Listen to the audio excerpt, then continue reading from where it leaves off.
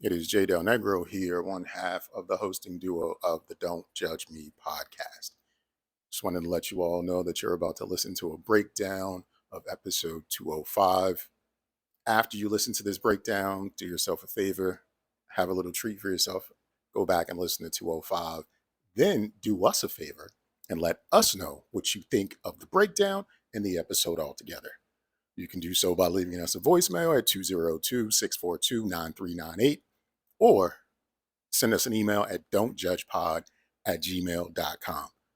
Remember, it's all in jest, it's all in fun. Come along and join us in judgment, just like these two hosts that are going to talk about episode 205 do, and judge us along the way. Don't judge me. Welcome to the Deep Dive. Today, we're plunging right into a really interesting mix of personal stories, some sharp social observations, and honestly, some pretty bold takes on modern life. Our mission, like always, is to pull out those key nuggets of knowledge for you, give you that shortcut to being informed without getting bogged down. Exactly. And our source today is an episode summary from the Don't Judge Me podcast. It's episode 205, and the title alone kind of stops you in your tracks. Not many Negroes there. Right. It's provocative. It definitely is. And just to be clear, our job here is to impartially share the ideas and perspectives from their show. We want to understand, why they chose that title and how it fits into their style, which they describe as laughs, chaos, and did they really just say that moments. Yeah, and it's a fascinating snapshot, isn't it? Contemporary life, how people see things, how they react. We're seeing everything from, annoying event logistics to some really pointed social commentary. It seems pretty random on the surface. It does, but that's what's interesting. These personal bits can actually shine a light on bigger cultural things. Maybe reveal some surprising bits about human behavior. We'll try to connect these observations to some more established ideas to really see what's going on. Okay, let's dive in then. First up, Jay, one of the original hosts, talked about a pretty frustrating time he had at Otakon. Otakon. Big anime convention, right? East Coast. That's the one. Huge event. Mhm. And Jay's problem started right away. Major parking hassles, apparently. Oh, I can imagine. Nightmare fuel for big events. Totally. And then he said the navigation directions were just awful. Plus, and this sounds confusing, there was mix-up between the actual convention center and the main Washington Convention Center. Okay, yeah, that sounds like a recipe for stress. Yeah. Similar names, big venues, easy to get turned around. Exactly. He implied it wasted a lot of time and energy for people. Well, connecting that to the bigger picture, Jay's experience really hits on what behavioral folks call friction costs. Friction costs. Yeah, it's not just money. It's the hassle, the mental effort, the aggravation. It can totally kill your excitement, even if you were really looking forward to something. That makes sense. Like all the little annoyances add up. Precisely. You plan for months, you're hyped, but then parking, bad directions, venue confusion, the friction cost gets so high it just saps your energy. Event planners really need to think about this stuff. It's the whole journey, not just the main event. Right, from doorstep to the actual floor.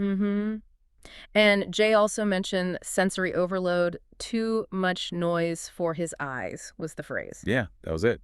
And he said nothing caught his eye because of it. That points straight to cognitive load.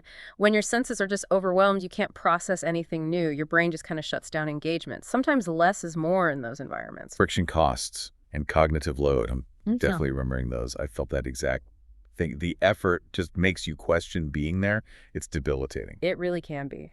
Okay, so from navigating solo frustrations, let's pivot to a different kind of journey. This one's about social influence. Nigel, the other host, was heading off to a, quote, random, obscure, not casual location for a 5K run with friends. A 5K? Okay. Sounds adventurous. Apparently. And Jay's observation was interesting. He said, Nigel will just go off and do things when prompted. So sort of easily persuaded by the group. That was Jay's take. He felt Nigel's friends were kind of pressing Nigel's luck with these offshoot adventures. Now, the summary does say it seems like a good cause, a great event. Good. But Jay still thought the location itself seemed a bit off-putting for someone like Nigel. Okay, this is fascinating. You've got the social prompting, Nigel's willingness, but then this off-putting location factor. It really highlights that commitment and consistency principle from social psychology. Once you commit, even in small ways, your social circle can kind of leverage that to nudge you further, maybe outside your comfort zone. Like, if you've said yes before, it's harder to say no next time. Exactly. People want to appear consistent, especially to friends. So if Nigel tends to go along with these things, his friends are probably building on that pattern. It makes you, the listener, think, doesn't it? How do you weigh a good cause or social pull against your own comfort? Where's that line between genuine desire and just social obligation? Right. These adventures can be great, but it's worth thinking about why we end up doing them, especially if the setting feels, like Jay said, off-putting. That commitment angle is powerful. Makes you see social interactions a bit differently. Yeah. Okay, speaking of interpretations and how we see the world, the original show apparently got into some spicy takes. Yeah. Real talk territory. Okay. Jay shared his thoughts on white people who, in his view, think negatively about black individuals. His suggestion was, if a black person is not what a white person thinks they should be, then that person becomes off-putting to them. Okay. That's a strong statement. Yeah.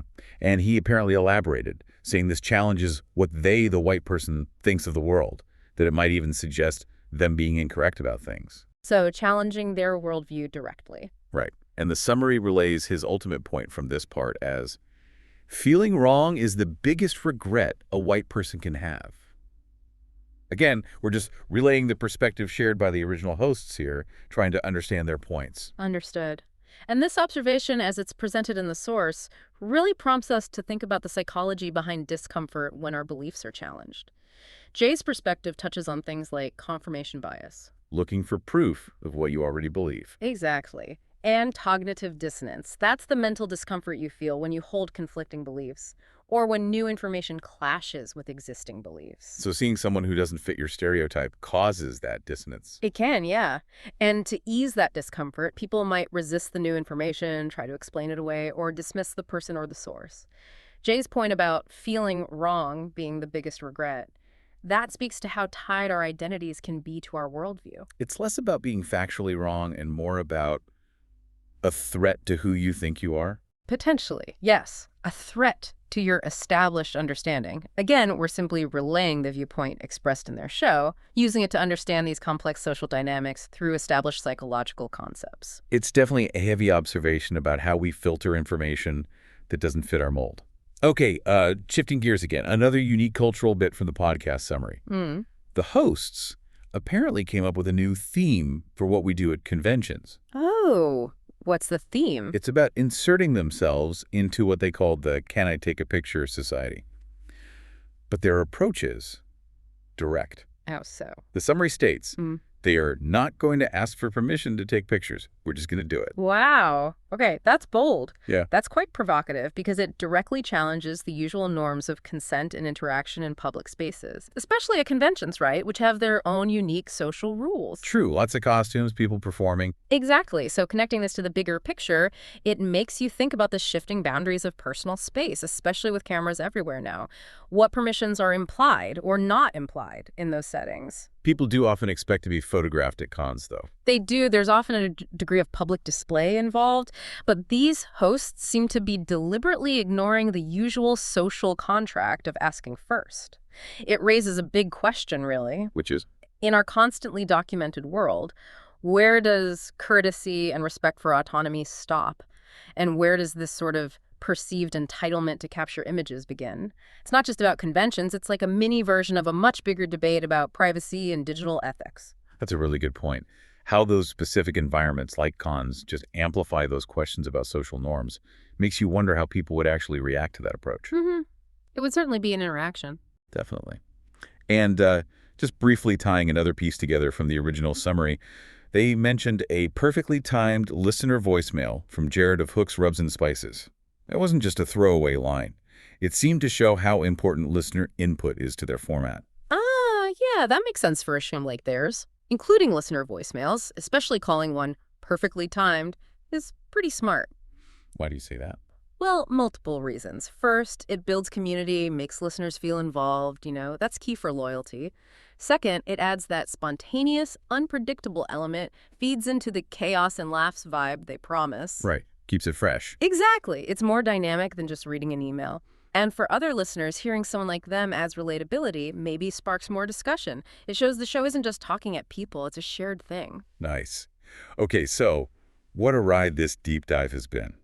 We started with Jay's Otakon frustrations, unpacking those friction costs and the cognitive load that can totally ruin an event. Right, the practical hassles. Then Nigel's offshoot adventures, which showed us that social commitment and consistency pull. The social dynamics. Then we got into some really nuanced social commentary from Jay, thinking about cognitive dissonance and confirmation bias when worldviews get challenged. And how we process conflicting information. Followed by that bold, not going to ask for permission, photo plan at conventions, raising big questions about consent in public space. The evolving social norms, yeah.